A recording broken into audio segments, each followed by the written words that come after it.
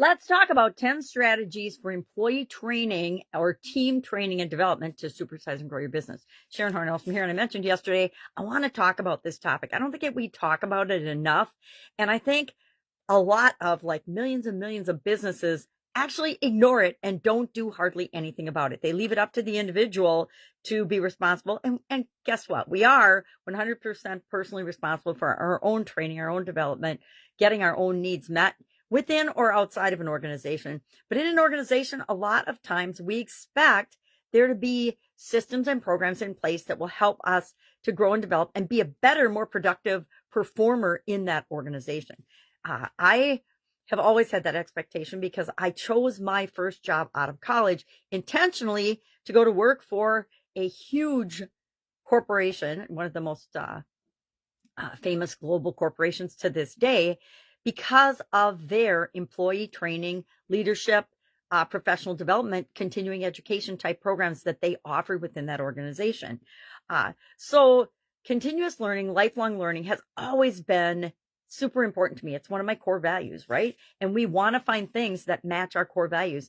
We also want to create those in our businesses so that we attract the right people and we retain the right people so they have a better experience with us so that they can grow and expand and become the best possible version of themselves within our organization. Well, what are some of the strategies we use to do that? I'm going to quickly, or try to quickly, share 10 things that I've learned over my decades, literally 5 decades in business, so that you can shortcut the process and not have to figure everything out yourself. What is the first thing we need to do? Number one, we need to identify what skills and abilities do our different employees and different categories of employees or different team members need in order to be successful in our organization. And it's going to be different for everybody, right? Everybody comes into our organization, including us, with a set of skills, yet there's going to always be skills and abilities that are not yet developed because we haven't had the opportunity to need or use those skills. So we want to identify where are the skill gaps, where are the gaps between where people are at and then what they need in order to perform their job to the best of their ability. And hopefully so they outgrow their job and can expand and grow and help us supersize and build our business. Secondly, we need to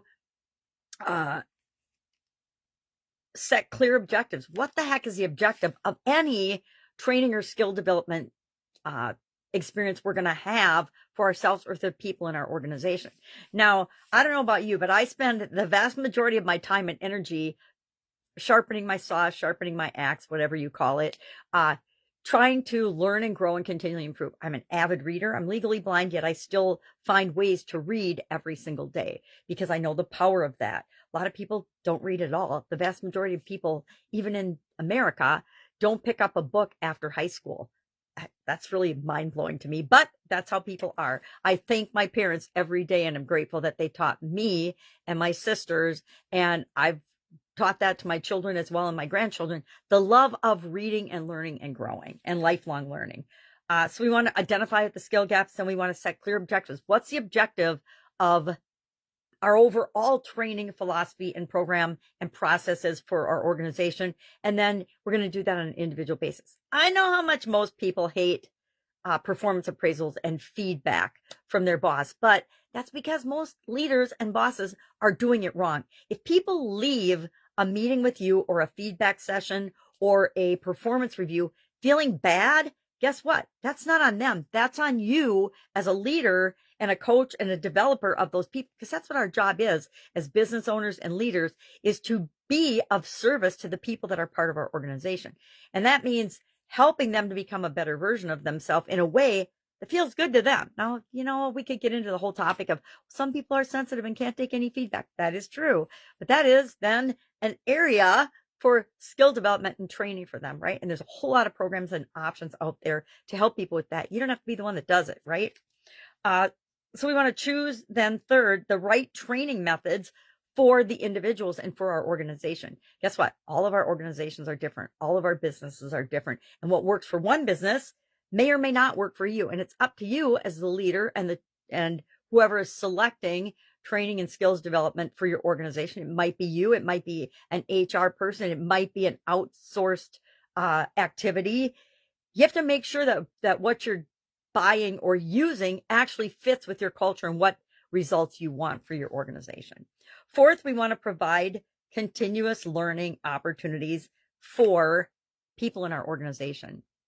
I don't think I ever worked for an organization that didn't encourage learning and continuous education. I just chose not to, because that is such an important thing to me personally. Fifth, we want to include technology and leverage technology, especially when our businesses are small. And there's no reason not to nowadays. You can get a college education online. You can get master's degrees, doctorates online nowadays, which is much more economical in some instances than not. You can take courses at Ivy League organizations, Ivy League colleges now online. You can, anything you want to learn, for the most part, you can find an online or technical opportunity to learn that. Gosh, I can't tell you how many YouTube videos I've watched because I needed to figure out a life skill at home and I didn't know how to do something. Now we have YouTube at our fingertips. When I was growing up in business and as a young adult, you had to go to the library. You had to go search out information. You had to pick up the phone and call experts or call people to ask questions, or write letters or write inquiries and things. Literally write letters, not just emails or text messages. We have more access to information and knowledge and wisdom than at any other time in the history of the world. And so are we using that to improve our organizations, or are we just letting it go by the wayside and just doing what we've always done because we've always done it that way? That is one of my pet peeves, by the way. 6, we want to offer hands-on experiences and training with the trainings we're teaching people. Some trainings do this, some don't. But if I'm going to send someone, or I'm going to go to a training and there's no experiential part of that or practicing the skills, it's missing a huge component, and they'll definitely get that feedback. And we probably won't use that again, because you have to be able to practice and use the things that you learn, or you're going to lose them. It's why one of my favorite folks online, Steve Larson, tells people to, as soon as you learn something, go out and teach it to someone else. It doesn't even matter who it is. I can't tell you how many things I've taught my children, which incidentally, they still retain and use today, that I never thought got through to them, or I thought it did, but that they would maybe never use it or care. Yet I see examples of those lessons learned and those experiences and those reteaching to them popping up all the time in their adult lives. And I personally think it's awesome. Number 7, we want to implement mentorship programs. We talked about this yesterday a little more in depth. Do you have a mentorship program? It can be formal or informal. Sometimes the informal ones are more powerful, but is that a part of your culture? Is that even important to you and your culture? Why or why not? And maybe it isn't. I'd be curious to know why not. Sure, you can always message me. This is why we don't do it.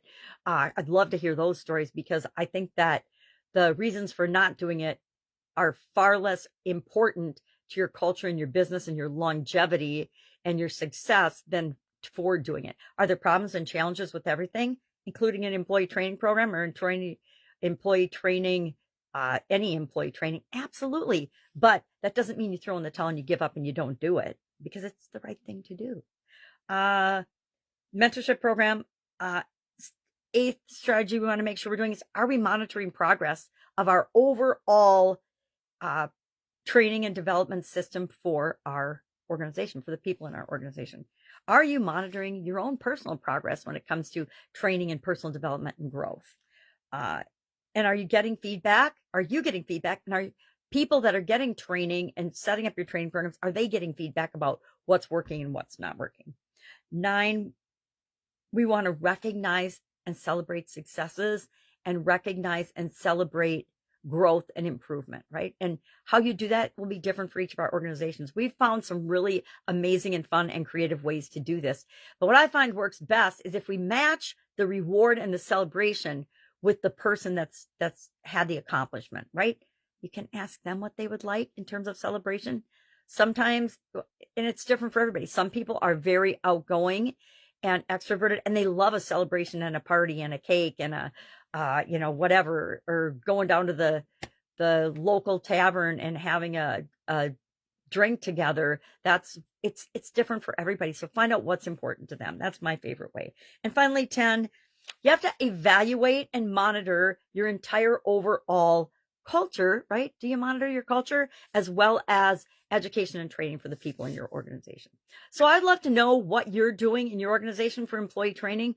A lot of times it's just seat of the pants on the job training. And I've had companies where I've done that, but as soon as we possibly can, which is usually early and right on in the beginning, we start to formalize and create a framework for employee training, for team member training, in whatever skills are necessary.